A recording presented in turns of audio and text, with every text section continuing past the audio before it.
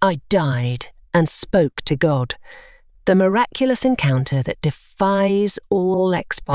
In the labyrinthine tapestry of August 2011, my father's untimely tumble cast shadows upon our home. Navigating the constrictions of our meagre financial web, my husband and I confronted a pivotal decision: to draw my ailing father into our sanctuary of care. The spectre of solitude amidst his tribulations loomed untenable. While fractures were absent, his back and arms bore the scars of injuries, demanding a regimen of ceaseless medication and repose. In the crucible of our journey homeward, my husband and I, shackled by the constraints of reality, unravelled a discourse on temporal orchestration for optimal care. A consensus emerged, casting me into a month-long hiatus from my professional domain, tethering me to the domestic sphere for my father's vigilant guardianship. Despite the financial tightrope, we grappled with the vicissitudes, pirouetting through the financial tightrope while choreographing the intricacies of school and the kaleidoscope of daily life for our progeny. Exhaustion became our constant companion, yet the knowingness that this undertaking was the moral compass guiding us through the labyrinth of familial duty propelled us forward. My father, an unwitting protagonist, was a testament to our collective resilience, urged onward by our collective encouragement to face life's trials with an unwavering positivism. A seminal moment crystallized one dawn as I embarked on a medicinal quest to the hospital. A moment that would alter the trajectory of my existence. A vehicular breakdown on the highway unleashed a visceral spectacle.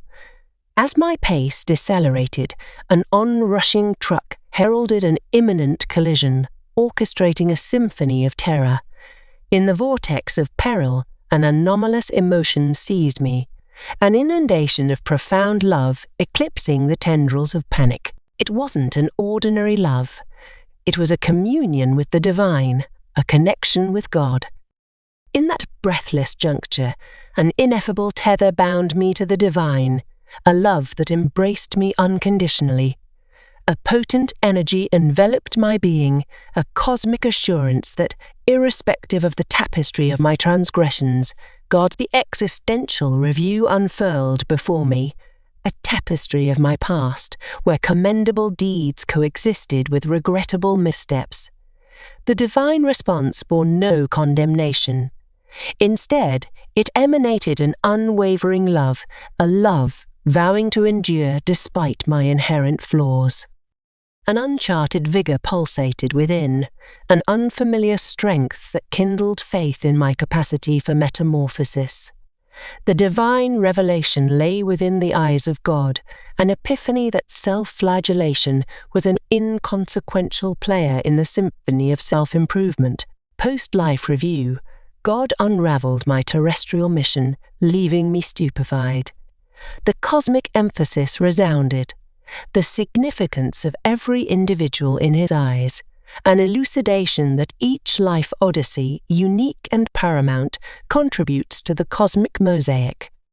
Inquisitive, I queried the cosmic enigma surrounding my ostensibly arduous father, echoing the refrains of an unhappy childhood. The divine retort reverberated, the crucible of experiences, a chrysalis of learning, growth, and evolutionary progression toward our subsequent undertaking. Earth, as articulated by the divine, mirrors a scholastic expanse where the culmination of earthly lessons beckons a final examination, an existential life review. This revelation bequeathed depth and purpose to my existential comprehension. As the celestial voyage unfurled, apparitions of ancestral souls graced my ethereal path, a jubilant congregation clad in robes of softly glowing white, woven from ethereal fibres. Their smiles radiated joy and contentment, a familial tapestry adorned in the luminous fabric of transcendence. My grandma, ensconced in a hand-sewn dress adorned with roses, exuded youthful beauty. My grandfather, cradling a tome, emanated an aura of serenity. Amorphous yet resonating with love and tranquility, other ethereal entities encircled me. Their inner luminescence forged an invisible thread of unity, fostering a sense of belonging and acceptance. In their ethereal embrace, I found solace, enveloped in a cocoon of tenderness and love. The tangible calmness and relaxation echoed an omnipresence, connected by the invisible strands of an ineffable bond. Amidst the ethereal tapestry, their transcendental elevation resonated with a profound resonance, an intangible ascent to a realm surpassing the terrestrial sphere. The realization dawned upon me. They occupied a celestial perch far superior to their previous earthly abode. Confronted by the apparition of my grandfather, a turbulent maelstrom of guilt engulfed me. A relentless tempest born from my failure to bid him farewell when fate's sudden embrace claimed him in the throes of a heart attack.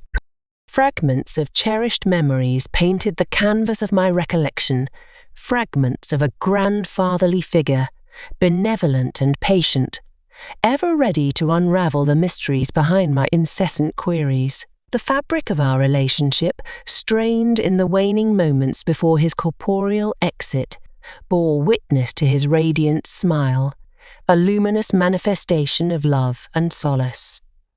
In a moment of remorse, I extended apologies for my failure to invest more temporal currency in his company. His response, a touch on my shoulder, unleashed a torrent of profound revelations, an elucidation that in the spiritual expanse, love and respect transcend the temporal boundaries of earthly existence.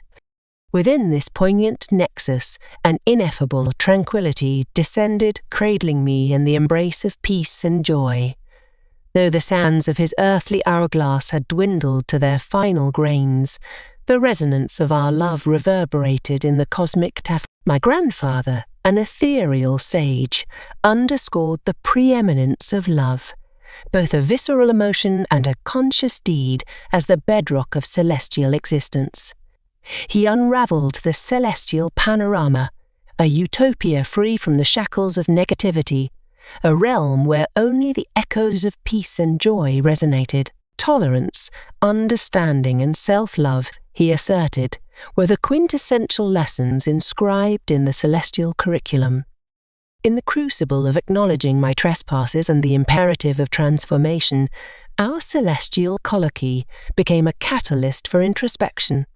My grandfather, a gentle pat on my hand, reassured me of the unyielding permanence of his love. At this juncture, God tendered a choice: linger in the celestial embrace or return.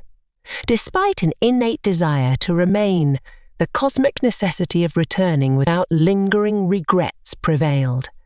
God, in a warm hug, fortified my resolve. As I bid adieu to the celestial realm and the spectral kin that graced it, they walked me to the threshold of heaven's door. Grandfather, his grip firm on my hand, assured, "We are with you wherever you are." Amid tearful expressions of love and gratitude, I turned to God, who bestowed a benevolent smile, promising an eternity of unwavering support. In gratitude, I left the celestial expanse, abruptly thrust back into the folds of the tangible world. My hands gripped the steering wheel, and a disembodied voice implored action, directing me to release the brake and accelerate. Following these enigmatic instructions, I collided with the vehicle ahead, a puppet propelled forward by the inertia of the cosmic script. Despite the corporeal calamity, I clung to the celestial love of God, embracing the profound teachings etched in the celestial encounter. In the ensuing moments, as I yearned for strength and courage, the temporal horizon stretched interminably, amplifying the cadence of anxiety. The arrival of the doctor, as the car door swung open, heralded a perceptible diminishment in the palpable embrace of God's love. Amidst the examination, a mutual revelation unfurled, no injuries to bear the scars of the vehicular clash. This episode, an ontological reshaping, punctuated my perceptual landscape, fostering an above my bed. A photograph acted as an indelible mnemonic, a daily invocation of my divine lineage, a child of God, endowing me with the strength to navigate the labyrinth of responsibilities with unwavering fortitude.